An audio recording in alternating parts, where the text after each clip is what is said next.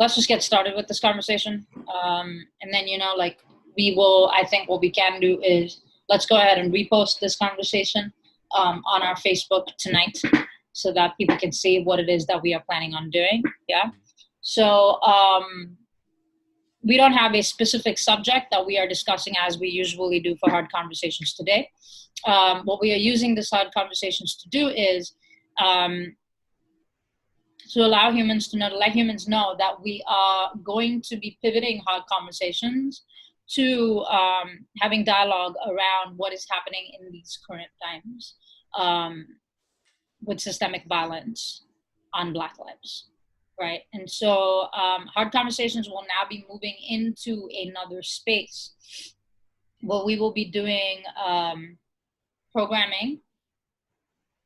We haven't determined exactly how many times a week. We are still in the process of planning this programming, but starting next Monday, we will be doing programming specifically around talking about the Black Lives Matter movement, talking about systemic racism, anti-Black racism against the Black community. We will be talking about generational loss, generational cycles.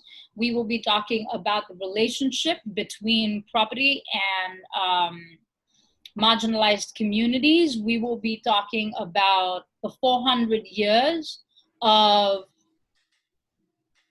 multivarious levels of discrimination that have been taking place specifically to control, and I say this purposefully, police the Black community, right? And the various iterations that these discriminations have taken on, and the various methods in which they are prioritized within various departments and institutions that are a part of the system. Okay, Maso? Does that sound about right to you? Yes? Yeah. What we will not be talking about is whether Black Lives Matter. Our core assumption in this space is that Black Lives Matter. We will not be questioning the humanity or validity of Black lives by any means, right? However, the reason why we are having this conversation, I don't want to say however, that's the core assumption. Black Lives Matter, period. We will not be questioning the humanity of any of our humans, period, right? And in addition to that, the reason why we wanted to have this conversation is because a lot of our Black community is incredibly exhausted, rightfully so, right? A lot of our movements should be led by Black humans, and yet they are having to fight to lead them instead of automatically having it pivoted to them. Right? That should not be the case from the get, but that is what is happening. So we want to engage in as much conversation as we can to serve and support our Black siblings, our Black family. Right? Masa, would you like to add? I think as a sort of a concrete example and as a personal example, we all have a lot of work to do in terms of reflecting on ourselves, right? And I think one of the things that I've been learning, right, and I continue to learn while being at Community Tampa Bay and doing this work with other people, is that no matter what, no matter who we are, right, and I think this is, again, like one of our other maybe core assumptions is that we all have privilege in different ways. And so regardless of our identities, regardless of where in one way we might experience pain, hurt, suffering as a non-Black person, right? No matter what my other identities may be, there is privilege in racial identity and understanding what that is. And that goes with all other identities as well. And I think, but that work of doing that reflection, a lot of times, even if it's unintentionally, that ends up being something that I have countlessly transgressed boundaries and put that on the people who are most affected. And it's really, really important. The reason why it's important for me to be part of this process is because it's really, really important to do that proactive work so that I'm not burdening somebody else in the process. And I think that that's my understanding of, as we're moving into this space, is we want to make sure that when we're looking at solidarity and what does it mean to perform and to act in allyship or to I don't know what the proper term is. Not to perform, but to stand. But to stand, yes. It is to make sure that we're doing it in the best way possible, in the most supportive way possible. Not right. So I think that's kind of my understanding as we're moving into this conversation. Sorry, I didn't mean to check you like that. The only reason no. Because performative allyship is a very real thing. Yeah, that's I realize that's not the right word. Yeah. That's the only, I know that's not what you meant, and so I didn't want that message to be delivered. Thank you. No, appreciate it. So you're absolutely right, Masa. Our whole purpose in this is, again, right, so I want to clarify a few things. Our whole purpose in this is we will not be talking about Black experience. Neither of us are Black. We do not know what the Black experience looks like. We will not be talking about the feelings of Black humans around any of this. We do not know how to feel, right? We do not know how they feel. We might know from our own personal connections how individual humans are feeling, but we are not here to speak for Black humans by any means, right? What we are here to do as allies, as humans who stand in solidarity with the Black community, what we are here to do is we are here to lift the burden off of them from having conversations that do not need to be had with them. Yeah. So a lot of conversations, whether they are at the most fundamental or whether they are nuanced, can have trigger points, can be triggering for Black humans, and are oftentimes forced upon them to have these conversations. And we want to do our part in removing that burden from our Black community and have those conversations with other humans who are non-Black and other humans who are white humans. Right? So specifically for our white folk out there, you might have a lot of questions, and I understand that the immediate go-to is to find a person of that identity and have them answer your questions. It is incredibly problematic because it's incredibly taxing. That is a lot of emotional labor to put on that human for your education. At the end of the day, that is not a mutually beneficial relationship, because the human whose identity you are requiring to educate you on something, you are getting the education, but they are at the end of the day doing a lot of emotional labor and they don't receive anything from it. And as much as we might like to believe that your education should give them the satisfaction that they need of that emotional labor, that's not true. As a person of color, I will tell you that is not true. Your education, I'm sorry, is just not worth my emotional labor. It's too much, right? It's too much. It's incredibly taxing. This is why we have to come into play. And as humans who stand in solidarity with our Black community, we can have that conversation with you, because we do not have those triggers, right? We are affected by what happens to our Black community, but since we are not Black, we are not directly impacted emotionally, physically, and psychologically in the manner in which they are. So our whole purpose here is to remove that burden in a conscientious way. Again, to just reiterate, we are not speaking for Black humans. We are speaking as allies of our own journey and things that we have learned. So you can learn from lessons that we've learned, so you are not messing up the way that we messed up. But also so that you can ask us all of those questions that, for starters, you should not be asking Black humans, and they should not have to bear the burden of, right? And so that's why we want to be doing this work. So we invite you into this space because we are going to be talking about a lot of really, really important information.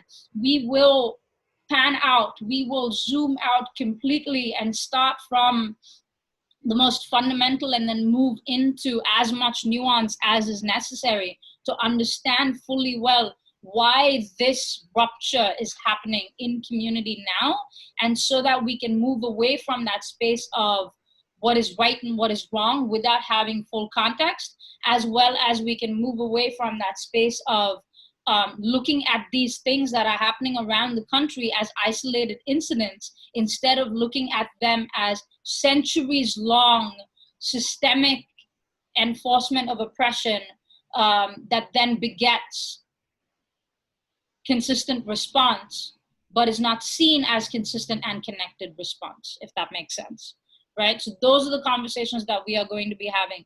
There will be conceptual pieces of it. There will be tangible pieces of it.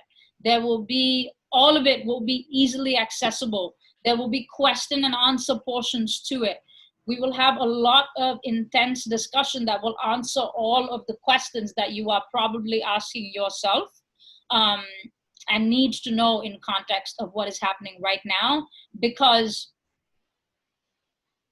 things are not looking good, right?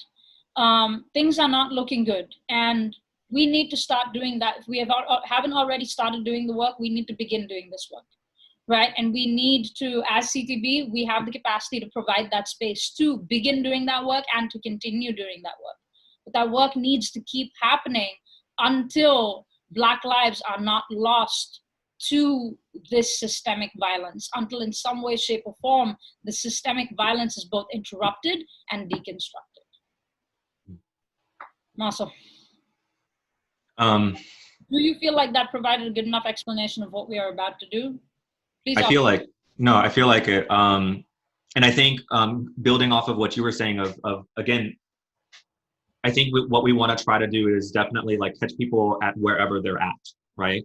And I think that's kind of the key thing is like, it's really hard to, I think we were having this conversation just the other day of like, it's challenging to meet people where they're at, and depending on who we are and our identities, like some people are going to have an easier time of meeting people where they're at than others because their identities privilege them in that space, right? And so it is much easier for me to not be triggered by certain conversations and to engage people where they're at. And so there is a responsibility there as a result of that. And so in that spirit, I think we are looking at wherever folks are coming into this conversation from. So if you are looking for, like, you're like, I don't know anything about what's happening. I have very little context, then I think exactly what you said of that zooming out. But then at the same time, like even for myself, right?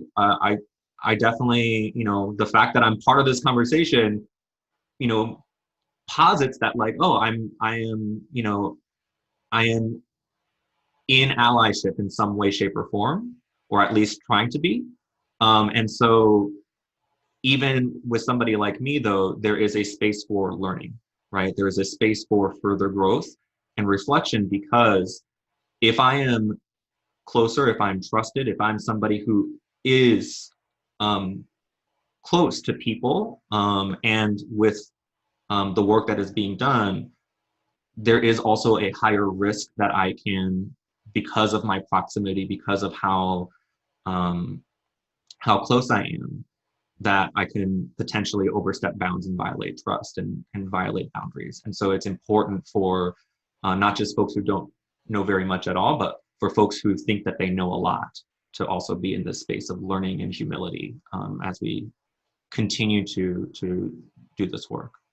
So that's definitely a piece that I'm thinking of, is how do we meet each other where we're at so that we can support our Black community and friends, as opposed to burdening them. Right. Yeah, I hear that. Allyship is also about, you know, like, while I welcome people's education, allyship is also about, well, allyship is first and foremost about betterment of community. So it doesn't end with you, right? Yes. So yes, I agree. So I disagree, right, with what you were saying of, because I am here in this space, I'm an ally in some way, shape, or form.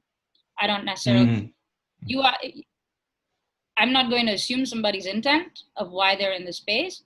Simply because you receive an education, if you stop with that, doesn't make you an ally, because your education doesn't impact or interrupt behaviors against the Black community. And that is, I think, allyship is action. Allyship is action, right? Not necessarily just yourself bettering. You know what I'm saying? So No, absolutely. Yeah. Yeah, so coming from that space of, definitely meeting people where they are, wanting to give them as many answers as we possibly can, wanting to direct people toward sources and resources that they should access to better inform themselves and better educate themselves. Also how to be better allies. Things like, what is the problem with censorship, right? Centering oneself in a conversation, stepping up and stepping back. Having all of those conversations on, that's why we're going to have multiple conversations, but having all of those, engaging all of those conversations on what can allyship look like in a time like this, right? And what can questions look like in a time like this? What can education look like in a time like this? What can action look like in a time like this? So I think having all of those discussions is important, especially now. And so I would like to invite anybody and everybody to please engage with what it is that we are doing, so that we can move forward in a way that supports, uplifts, serves, and keeps safe our Black community. Right. Anything else, Masa, that we want to offer humans today?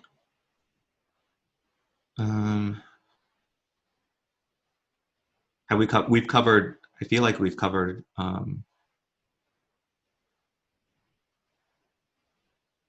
feel like that covers a lot of things in terms of coming prepared and everything. Coming prepared, yes. Yes. So what you should prepare for, this will be a vulnerable space for a lot of humans. This will be a space that is challenging and uncomfortable. Lean into the challenge, lean into the discomfort. Come from that space of, you might not like what you hear.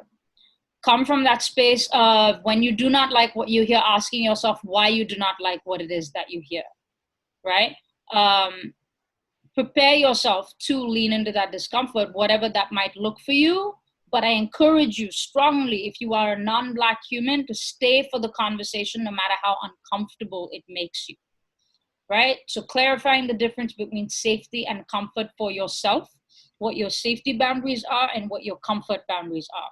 Something is uncomfortable for you, please do not find that as a reason necessarily to leave the conversation, right? Our discomfort, the safety of humans is dependent upon us leaning into our discomfort. Take on the challenge, right? And ask all of those questions that you want to need to ask in any way, shape, or form. Come prepared to do that work. There will be work that you can do after the fact too. Like I said, we'll be offering resources. So there will be further work that you can do to then further inform the questions that you're asking yourself or the discomfort that you are feeling. So come into the space knowing that. Come into the space knowing that there will be a lot of feelings, there will be a lot of vulnerability, there will be a lot of affirmation without question, but there will also be a lot of accountability that most likely you will be doing to yourself. Right? So oftentimes when we hear the word, Masa and I are very affirming humans. We like to affirm the humans who engage the conversation. So you will get high affirmation from both of us. But rest assured, the likelihood that you are the one holding yourself accountable more than anybody else is about to happen. Right? So in all those questions that you ask, you will be asking yourself the most questions than anybody else. Mm-hmm. Right? So to give you a little bit of context on how we see this playing out, this will likely be an hour and a half. Yes, Maria is asking, are these future conversations? These are future conversations. We are going to start up with this next week. You will see the marketing on our social media. If you would like to receive an email about it, please leave us your email in the comments. But you will see all of our marketing on social media. We are planning to start on Monday. I'm committing to a certain extent to start on Monday.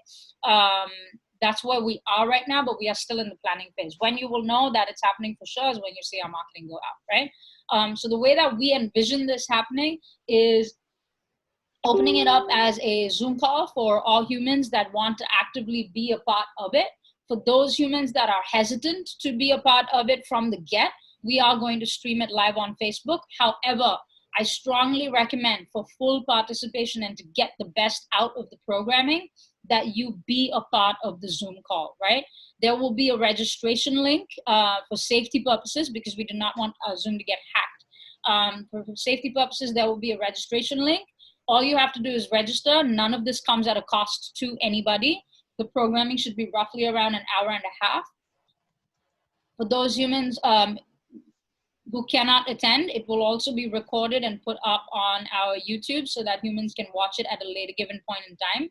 This will be a series of conversations that we are having. I'm calling them conversations. We might call them workshops. Don't hold me to that. This will be a series that we will be doing. So there will be a subject for every single program that we do, for every single piece that we do, right? So there will be a different topic area for every single piece that we do, so that we are continuing to meet people where they are while still progressing the conversation, because it is so broad. Okay, so that is the format in which we see it happening. We're looking at doing it at about late afternoon time-ish, right? So that people can have, so we are meeting people again in the middle of the day, because there's a lot of protests and so on and so forth going on. So if humans want to attend something in the evening, they can. And so we're trying to keep it somewhere in the middle of the day so that it works for all folks. Anything else to add, Nasser? I'm just looking at notes. I think that covers it. Okay, excellent. If you have any questions, concerns, comments, please send it to sam@communitytampabay.org. That is Sam, S-A-M, @communitytampabay.org. You can reach out to all three of us. Temi, Masa, and I are very accessible. But if it's concerning this, if you have any particular questions that you want to ask, also, Fab, if there are any particular suggestions that you want to make, right? Like a particular topic area moving through that you want us to discuss, please let me know. I would love to structure programming based purely on what people want from us. So sam@communitytampabay.org, reach out to me and let me know specifically around Black lives, anti-Black systemic racism, right? Well, thank you so much for listening, and we will be posting this. We have about 6 people watching, so we will be posting this on our social to ensure that everybody knows where we're going with this. So Masa, if you don't have any added comments, we can sign off then, right? All right, thank you. Our literal privilege and our very much honor to be doing this work. We are in a unique position to be able to do this, and we do not take that lightly. We are here for our Black folks. We are here for our Black family, both Anytown and otherwise, all of our CTB family. We are here for everyone, and we are going to do everything in our potential to support the fight to end anti-Black racism, systemic anti-Black racism, and white supremacist patriarchy. Thank you all so much. Thank you.